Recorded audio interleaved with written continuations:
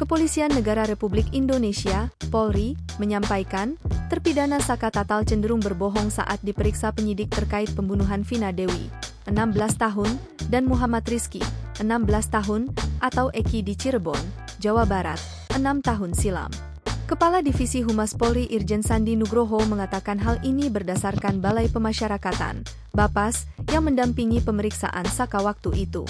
Lebih lanjut, Sandi menepis berbagai isu yang menyebut Saka Tatal mendapat perlakuan intimidasi serta tidak didampingi keluarganya saat diperiksa. Dia juga membantah isu yang menyebut Saka diperiksa bukan oleh penyidik, melainkan ayah korban Eki, Ibtu Rudiana. Sandi lantas menunjukkan beberapa foto yang menepis semua tudingan itu. Sandi pun mengatakan penyidik sudah berhati-hati dan bekerja secara profesional saat mengusut kasus ini. Diketahui, pada 2016, polisi menetapkan 11 tersangka dalam kasus pembunuhan Vina dan kekasihnya, Muhammad Rizky Rudian atau Eki, di Cirebon, Jawa Barat. 8 pelaku telah diadili, yakni Jaya, Supriyanto, Eka Sandi, Hadi Saputra, Eko Ramadhani, Sudirman, Rivaldi Aditya Wardana, dan Saka Tatal. 7 terdakwa divonis penjara seumur hidup.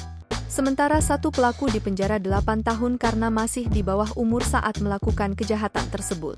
1 pelaku tersebut saat ini diketahui sudah bebas. 9 tahun berlalu, polisi menetapkan Pegi alias Perong sebagai tersangka terakhir dalam kasus ini. Polisi juga merevisi jumlah tersangka menjadi 9 orang dan menyebut bahwa 2 tersangka lain merupakan fiktif belaka. Namun ada satu hal yang perlu kami sampaikan, sebenarnya saya tidak mau memberikan foto-foto ini. Tapi karena pada waktu pemeriksaan disampaikan bahwa katanya Saka Tatal diintimidasi, kemudian tidak didampingi oleh keluarganya ataupun pengacara, kemudian mendapatkan penganiayaan dan sebagainya. Ini sebagai gambaran ada foto.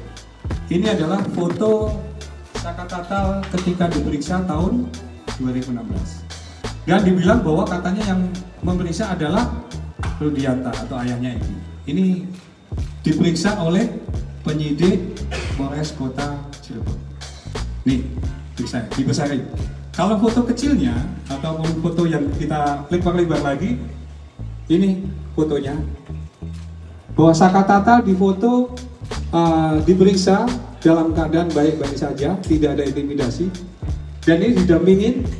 Yang perempuan di depannya adalah tantenya, kemudian yang pakai jilbab adalah ibunya, kemudian yang belakang laki-laki itu adalah dari Bapas. Bahkan ada keterangan dari Bapas. Ini dari ahli. Dibocorin dikit boleh nggak? Boleh ya? Iya. Dari keterangan dari Bapas menyampaikan bahwa Saka Tatal cenderung berbohong ketika diminta keterangan. Jadi keterangannya berubah-ubah.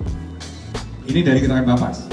Jadi itu bagian sedikit informasi bahwa yang disampaikan bahwa seperti halnya mendapat intimidasi dan lain sebagainya, ini bukti bahwa penyidik berhati-hati secara profesional ketika melaksanakan pemeriksaan. Ini bagian dari keterbukaan. Itu mungkin masukannya. Oke.